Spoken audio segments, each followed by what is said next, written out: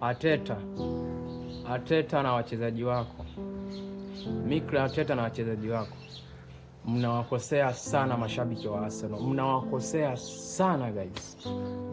Ulikuwa unaongoza ligi una pointi 12. Man City ikafikia mara mpaka kama amekata tamaa kabisa ya kugombania huo ubingwa. Ukawa una nafasi nzuri ya kubeba ubingwa, ukaanza tena kudrop. Game ya jana nilitegemea utaenda kulazimisha sare au utashinda.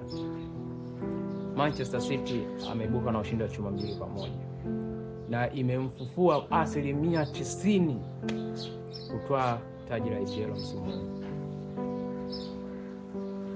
Aisa, inaumiza sana. Mashabiki wa Arsenal wanapitia wakati mgumu sana, kwa sababu yani haiwezekani unaongoza ligi kila siku, wewe unaongoza afu mwisho wa siku anatoka mtu nyuma anakuja anapanda anaenda kubeba lile taji.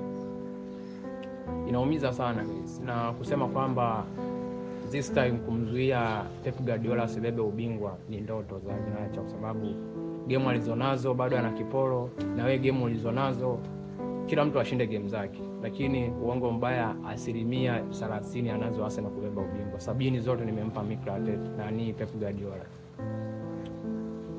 Haiwezekani guys, haiwezekani. Kivipi yani? Mtu unaongoza ligi umeshuka. Nyinyi mtakuwa ni maruza tu siku zote. Na shida gani? Mnaongoza ligi, mshaskwata anakuja na promotion. Zalau mnazozitaka mnazaulika nyinyi wenyewe. Mashabiki wa Arsenal of course nawaelewa sana changamoto walizonazo sasa, anazozipitia, maumivu anayopitia, ila kusema kweli sitoshangaa nikimwona Arteta msimu wake akiachia Arsenal.